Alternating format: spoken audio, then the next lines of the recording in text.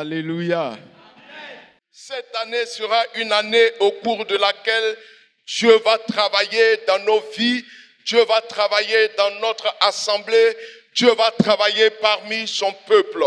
Et nous devons être prêts. Dans le bilan que nous avons vu avec l'homme de Dieu, il a été question des talents, ce que Dieu nous a confié, ce que Dieu nous a remis entre nos mains pour que nous puissions faire son œuvre, pour que nous puissions le servir. Mais est-ce que tu sers Dieu véritablement? Est-ce que tu es engagé véritablement à servir Dieu? Cette année, l'année de l'embrasement sera une année au cours de laquelle tous ceux qui ne sont pas consacrés, tous ceux qui ne sont pas concentrés pour le service de Dieu, ils seront laissés au bord du chemin.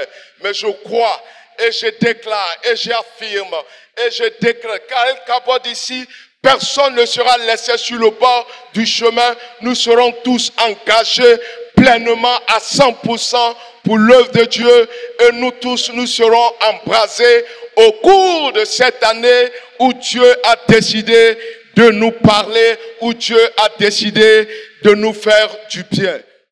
Daniel chapitre 3, à partir du verset 15 jusqu'au verset 28. Veuillez vous asseoir, c'est pas la peine, parce que le texte il est long, donc je vous prie de vous asseoir.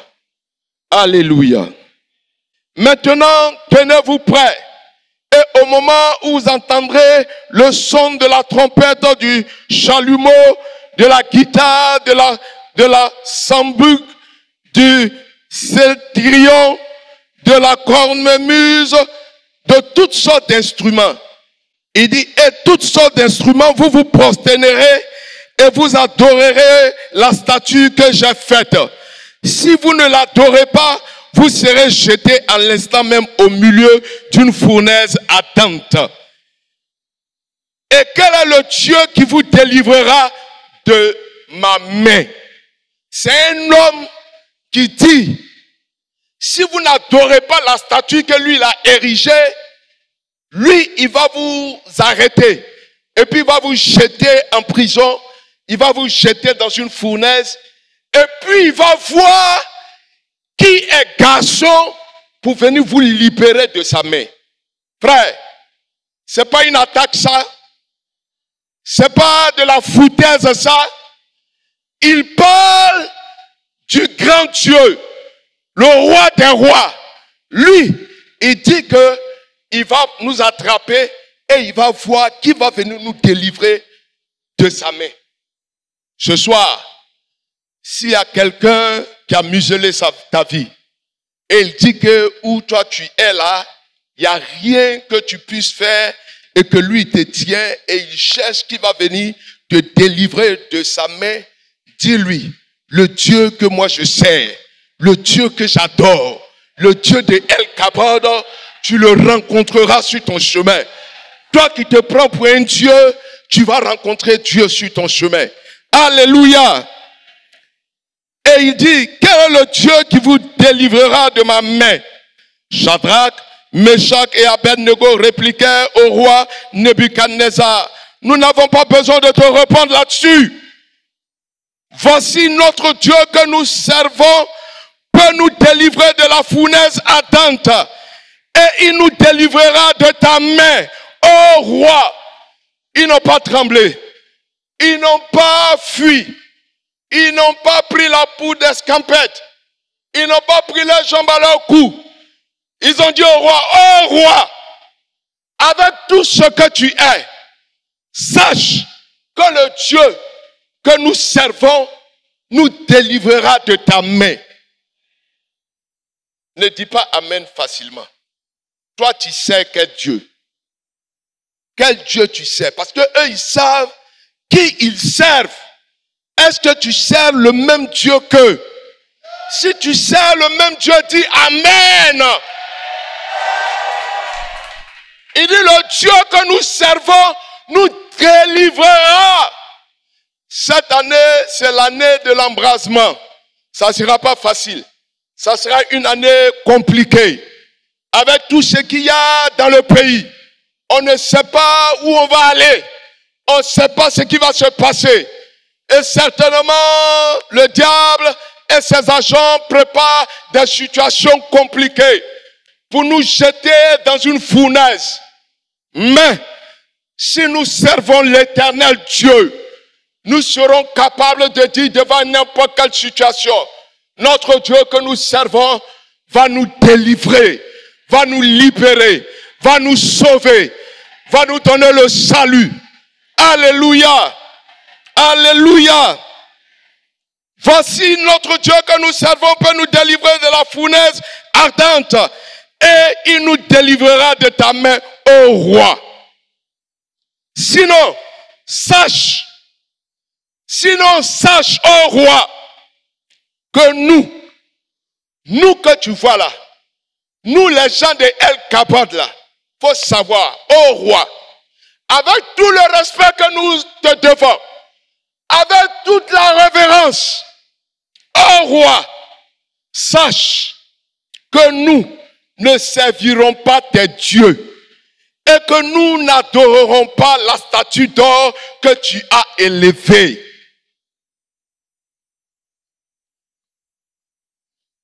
Quelle statue l'on a érigée autour de toi, dans ta maison, dans ta vie, dans ton histoire, et qu'on veut que tu puisses adorer.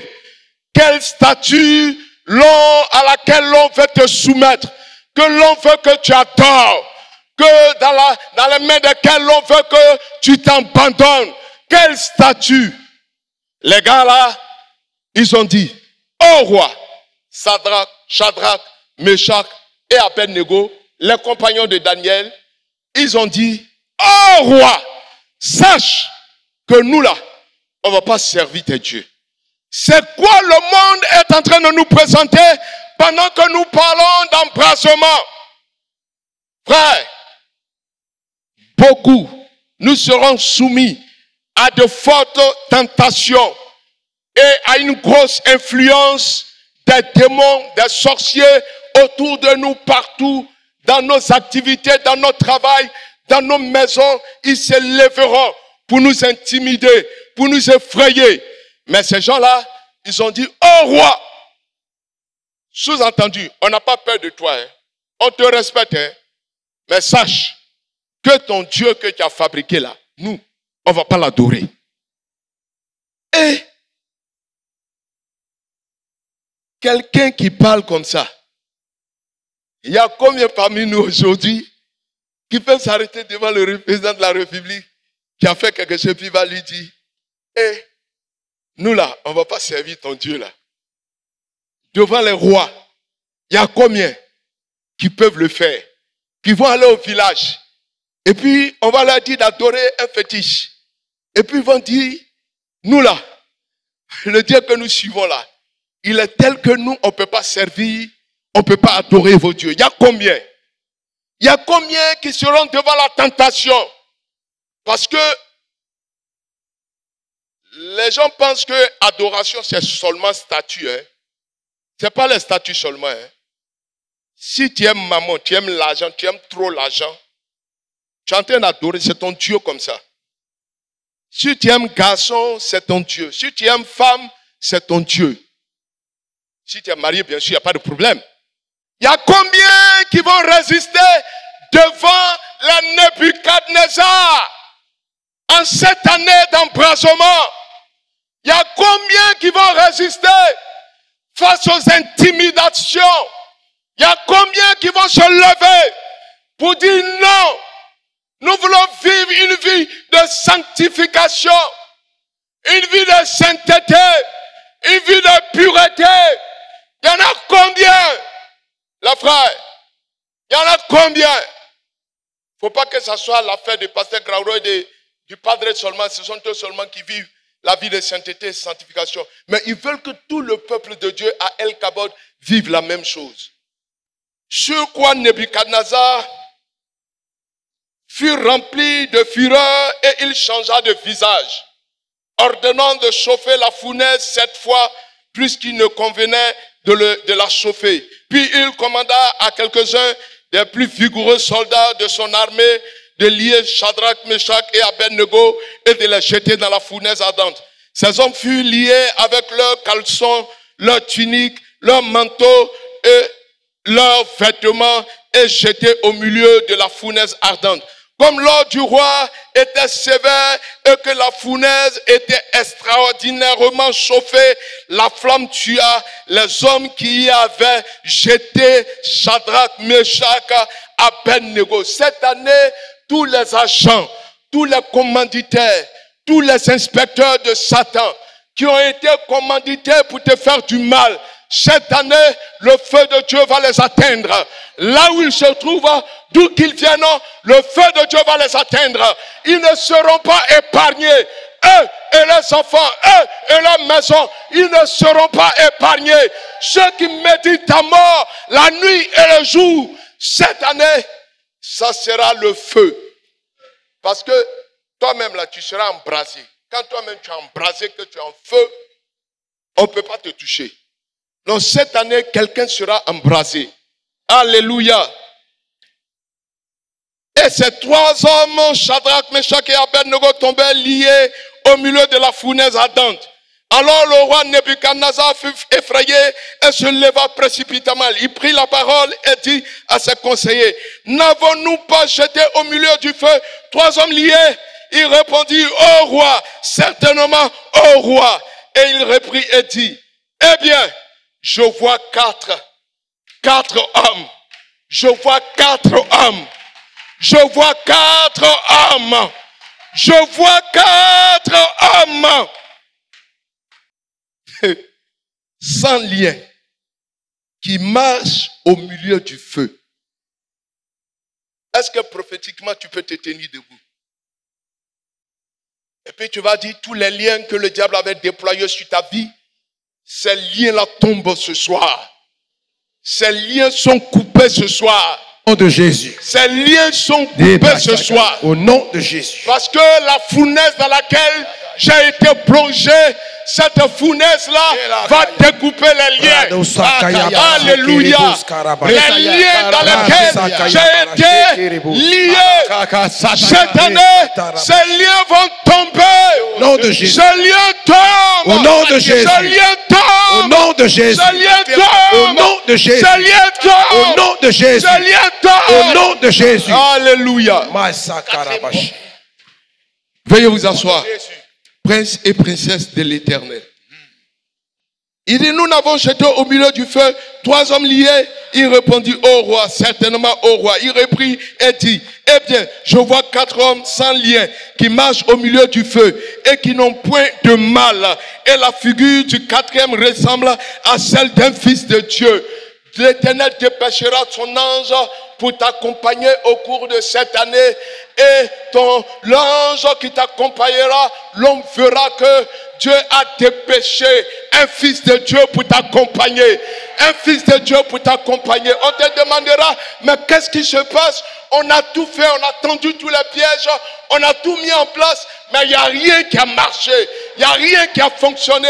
Parce que ce qu'ils ignorent, c'est qu'il y a un quatrième homme, il y a un quatrième homme qui s'est associé à ma vie. Il y a un quatrième homme qui s'est associé à mon histoire et qui m'accompagne. Là où on pensait que tu allais échouer, ils oublient et ils ne savent pas qu'il y a un quatrième homme avec toi. Celui qui a le visage d'un fils de Dieu qui est avec toi. Le visage resplendissant. Et les démons sont obligés de lâcher prise. Ils sont obligés de capituler. Parce que il y a un quatrième homme qui est avec toi. Alléluia. Et ensuite, Nebuchadnezzar s'approcha de l'entrée de la fournaise et prenant la parole, il dit, Shadrach, Meshach et Abednego, serviteurs du Dieu suprême, sortez et venez. Et Shadrach, Meshach et Abednego sortirent du milieu du feu.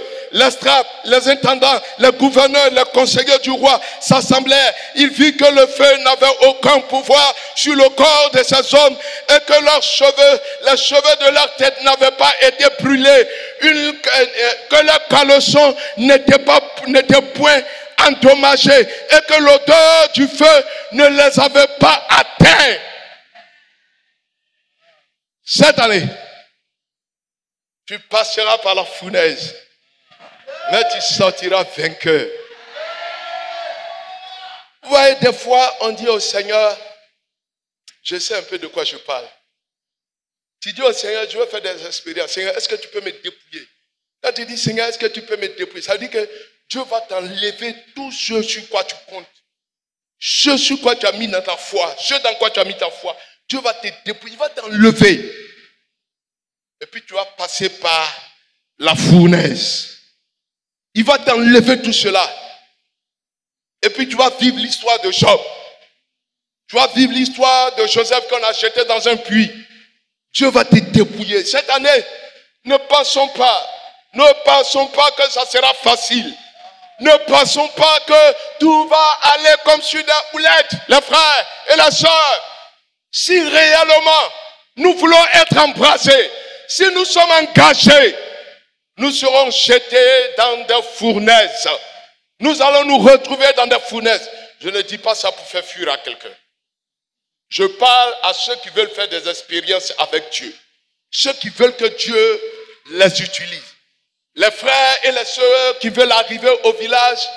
Et puis quand ils disent quelque chose, toute la famille croit à ce qu'ils disent. Parce que Dieu va exaucer leurs prières. On a trouvé cet oncle qui est malade, qui a une maladie qu'on ne guérit pas. Toi, avec ta petite foi, tu arrives comme un grain de sénévé. Parce que tu as été embrassé.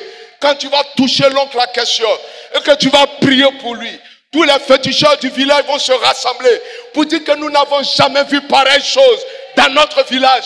Quelqu'un n'a jamais été malade à ce point-là et sortir guéri, sortir vivant. Parce que Dieu va utiliser la foi de quelqu'un qui a été embrasé. Alléluia! Alléluia! Alléluia! Alléluia! Alléluia! Dieu va nous embraser. Dieu va nous embraser. Les strapes, les intendants, les gouverneurs, et on a dit jusqu'à ce que leur caleçon n'était point endommagé. Ton caleçon ne sera pas endommagé. Du moins si tu as un caleçon. C'est de toi qu'il s'agit. Ton caleçon ne sera pas endommagé. C'est-à-dire que ce qui est caché au fond de toi là, ça ne sera pas brûlé. Ça ne sera pas gâté, ça ne sera pas endommagé, parce que l'Éternel sera avec toi. Nebuchadnezzar prit la parole et dit, béni soit le Dieu de Shadrach, de Meshach et Abednego, lequel a envoyé son ange et délivré ses serviteurs qui ont eu confiance en lui, qui ont violé l'ordre du roi et livré leur corps plutôt que de servir et adorer aucun autre Dieu que leur Dieu.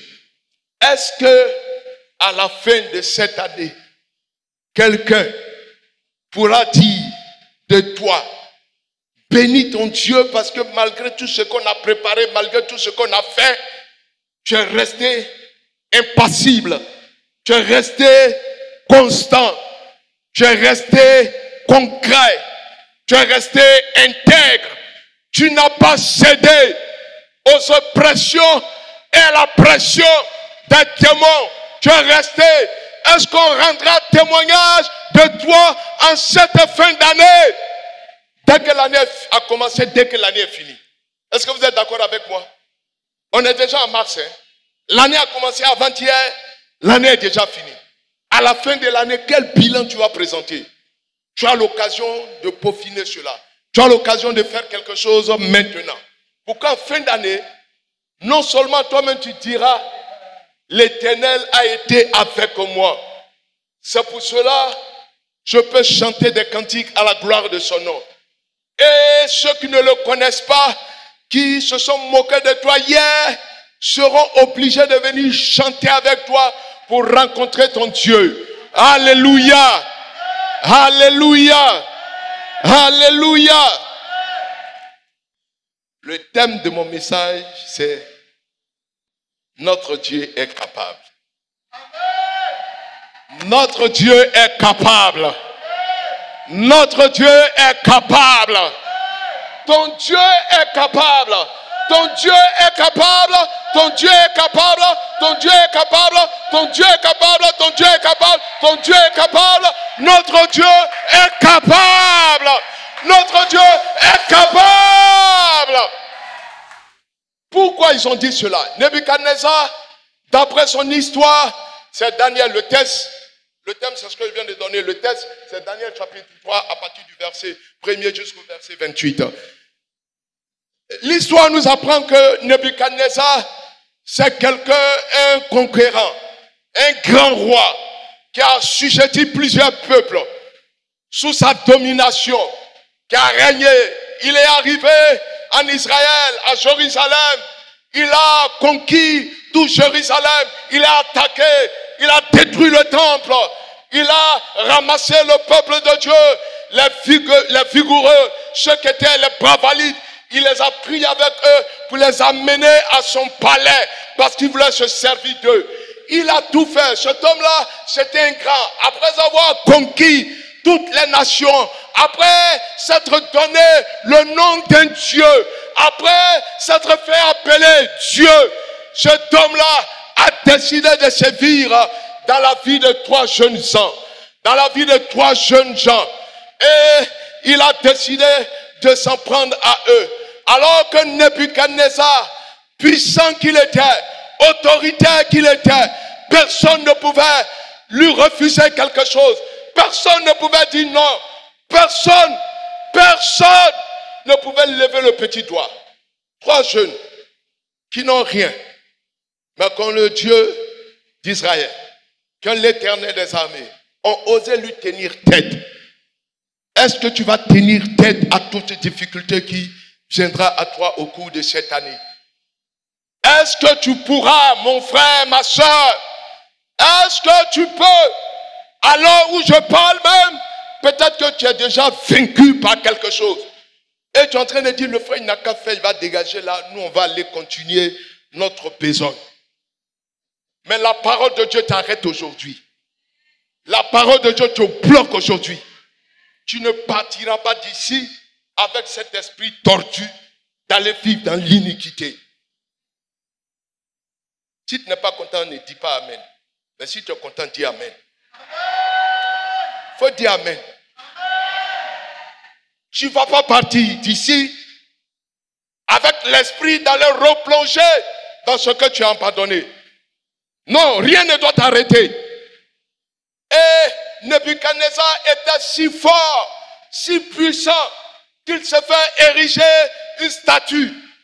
Et cette statue, en or qu'il a érigée, il a demandé que les gens puissent adorer cette statue. C'est dans ce contexte-là que 3 jeunes gens arrivent. C'est dans ce contexte-là que 3 jeunes gens arrivent à défier le grand roi. Le grand roi, il avait construit des routes. Les routes qu'il avait construites, ça dit, il y a 8 chars. 8 chars qui pouvaient s'aligner comme ça. Pas en file indienne. Mais les chars étaient côte à côte. 1, 2, 3 chars. Sur les voies qu'il avait construites. Tellement c'était du balèze. Tellement c'était du grand. Et à cause de son pouvoir, il avait réussi. Ça dit que les chars pouvaient s'aligner comme ça jusqu'au fond là-bas. C'était une route qui partait comme ça. Pour montrer sa suprématie. Pour montrer sa puissance. Pour montrer sa force. Son autorité. Voilà comme il est. Et il a dit que les gens à cette époque-là l'appelaient Dieu. Il se faisait appeler Dieu. On l'appelait Dieu à cause de ce qu'il n'y avait plus d'armée qui pouvait le conquérir Babylone. Il n'y avait plus personne qui pouvait attaquer parce qu'il avait tout gagné. Il avait tout raflé. En son temps, à notre époque, on pourrait parler de, comment il s'appelle, le sprinter là. Le sprinter jamaïcain là, Usain Bolt, qui a tout raflé. Il n'y avait pas quelqu'un pour compétir avec lui. C'était un genre. Il était comme ça. Et tout le monde vouait du respect. Donc, qui va désobéir à une loi qu'il a mise sur pied? Dis ce soir, mon Nebuchadnezzar va tomber. La défaite sera dans le camp de mon Nebuchadnezzar. La honte sera dans le camp de mon Nebuchadnezzar. Il y a un Nebuchadnezzar qui s'est dressé sur ton chemin et qui tente de t'affiler, qui tente de te détruire, qui tente de te séduire, qui tente de te rabaisser. Il sera rabaissé. il pose une question qui va amener tout ce qui est arrivé. Il a donné l'ordre et tout le monde doit obéir. Mais il y a 3 jeunes qui décident de ne pas obéir. Et il y a une question qui est posée à ces 3 jeunes. Quand ils ont su que ces 3 jeunes gens n'avaient pas adoré, quand il y a eu tout le bruit, le tintamarre pour pouvoir adorer la statue. Et puis, il dit, quel est le Dieu qui vous délivrera de ma main? C'est une maladie qui te tient. C'est une maladie qui te tient. Et puis il y a un Nebuchadnezzar qui dit que qui va te délivrer de cette maladie? C'est des échecs à répétition qui te suivent dans ta vie. Et il y a un Nebuchadnezzar qui est arrêté là, qui dit que qui va te délivrer? Qui va te faire sortir là? C'est le diabète, c'est le cancer, c'est la prostate, c'est l'insuffisance rénale, c'est le VIH. Toutes les maladies que vous connaissez, qui tiennent la vie de quelqu'un, qui viennent dans cette assemblée. Et le Nebuchadnezzar qui est derrière ces maladies, ces maux, dit, qui va te délivrer?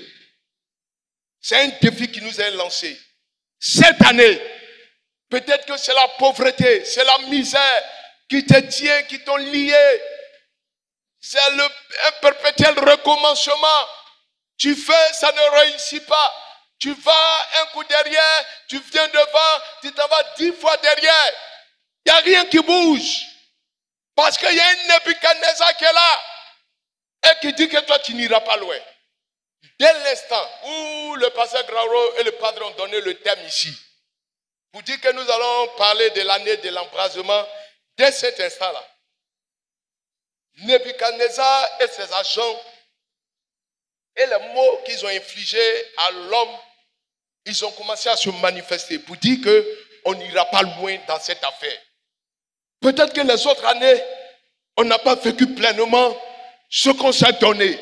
Mais cette année, c'est cette année. Cette année, c'est cette année. Que le diable le veuille ou non, les frères, si nous sommes debout, si nous sommes intègres dans notre marche avec le Seigneur, le diable va reculer. Parce qu'il est en train de dire, on a donné tous ces thèmes-là. On vous a donné tous les talents. Mais je vais voir comment vous allez réussir. Je vais voir comment ça marche. Et donc, il a posé une question. Je veux voir quel est le Dieu qui va vous délivrer. C'est un défi qui nous est lancé cette année. Quel est le Dieu qui va nous délivrer de notre misère, de notre perpétuel recommencement, de notre éternel recommencement? Quel est le Dieu qui va nous délivrer? Quel est le Dieu qui va nous libérer lorsque nous irons en campagne d'évangélisation, lorsqu'on organisera des campagnes d'évangélisation dans l'église, lorsque des malades viendront ici, croupissant sur et dans des chaises roulantes? Quel est le Dieu qui va intervenir pour les guérir? Quel est le Dieu qui va les libérer? Il y a un Nebuchadnezzar qui est là qui dit ça. Mais cette année,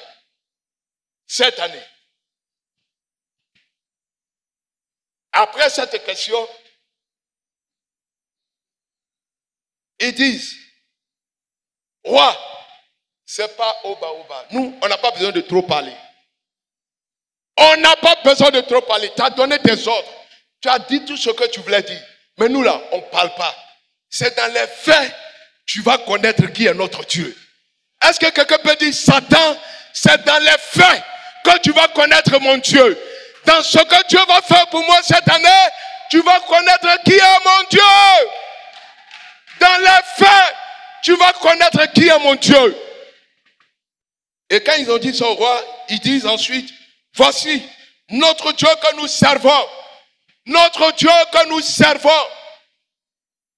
Ceux qui parlent, comme les gens là qui ont parlé, c'est ceux qui servent Dieu. Ce n'est pas les plaisantins. Nous, les plaisantins qui venons à l'église, ce n'est pas de nous qu'il est question. Maintenant, si on demande pardon, que Dieu ait pitié de nous, c'est certainement de nous aussi qu'on parle. Parce que je ne suis plus plaisantin. Il dit, le Dieu que nous servons, est-ce que tu sers Dieu? Toi, tu es là, est-ce que tu sers Dieu? Hein? Tu vas vruga. Tu vas, tu viens. Est-ce que tu sers Dieu? Est-ce que tu respectes Dieu? Est-ce que tu es honnête avec Dieu? Est-ce que tu es consacré à Dieu? Servir Dieu, c'est être consacré à Dieu. C'est être attaché à Dieu. C'est vivre une vie de sanctification, une vie de pureté, une marche intègre avec notre Dieu. Est-ce que toi, tu sers Dieu? Tu viens pour essuyer les chaises de l'église avec tes habits et puis tu t'en vas. Nous, on ne t'a pas dit de venir essuyer les chaises de l'église. Nous-mêmes, on a des gens ici qui essuient les chaises de l'église. Donc toi, qui viens essuyer les chaises de l'église, c'est bon comme ça. On dit, est-ce que tu sers Dieu? Alléluia. Est-ce que tu sers Dieu? Il dit, le Dieu que nous servons, c'est lui qui va nous délivrer. C'est lui qui va nous aider. Et il ne va pas nous abandonner. Ce soir, je voudrais que quelqu'un parte avec ça dans la tête en se disant, le Dieu que je sers ne m'abandonnera pas. Parce que je le sais, le miracle qu'il a fait pour Shadrach, Meshach et Abednego, le même miracle va s'opérer aussi pour ma vie. Alléluia. Alléluia. Alléluia. Le Dieu que je sers va opérer le miracle qu'il a opéré dans la vie de ces trois hommes. Il va opérer cela dans ma vie également. La maladie ne triomphera pas de moi. La misère ne triomphera pas de moi. Pas de grave. Pas de repartir et puis t'as laissé l'église. Actuellement, il a dit que nous, on va achever le temps. Et puis, on regarde le travail, là, il est titanesque. C'est pas un petit travail. Hein? Quand on regarde, Madame Bouyen, dimanche, quand vous avez compté l'argent, c'était pas beaucoup, non? Hein, c'était pas beaucoup. Voilà. L'argent n'était pas beaucoup dimanche. Et puis, on dit, on va achever ce temple-là. Quel est le Dieu qui va être avec nous et puis nous allons achever ce temple? Parce que c'est une interrogation. Est-ce que Dieu sera avec nous cette année pour que nous puissions achever le temple de l'Éternel? Est-ce que Dieu sera avec toi dans cette aventure dans laquelle tu as décidé de servir Dieu? Est-ce que Dieu sera avec toi? Il faut crier devant la situation. Le Dieu que je sers sera avec nous. El Kabod, le Dieu que nous servons, nous donnera les moyens de pouvoir achever ce temple. Ne nous effrayons pas, n'ayons pas peur, ne tremblons pas, ne regardons pas d'où viendra l'argent. Non, tu n'iras pas adorer d'autres dieux, tu n'iras pas servir d'autres dieux pour venir achever ce temple. Mais le Dieu que tu sers, pourvoira à tes besoins et tu achèveras ce temple. Tu achèveras ce temple parce que tu le sais. Est-ce qu'on peut acclamer le Seigneur pour le message? Est-ce qu'on peut acclamer le Seigneur pour le message? Est-ce que tu peux acclamer le Seigneur pour le message? Est-ce que tu peux te tenir debout et acclamer le Seigneur pour le message? C'est pas moi que tu acclames, mais si tu as reçu quelque chose dans ce message, tu acclames le Seigneur pour dire que le Dieu que tu sais, le Dieu que tu adores ne t'abandonnera pas dans toutes les situations qui se présenteront à toi. Cette année, tu sortiras victorieux. Peut-être qu'ils se sont moqués de toi hier, mais le Dieu que tu sais jettera la confusion dans leur camp. La confusion dans leur camp, parce que Dieu sera avec toi. Et aucun de tes vêtements, aucun de tes os ne se boira cette année, parce que Dieu est avec toi. Merci, peuple de Dieu, que le Seigneur vous bénisse.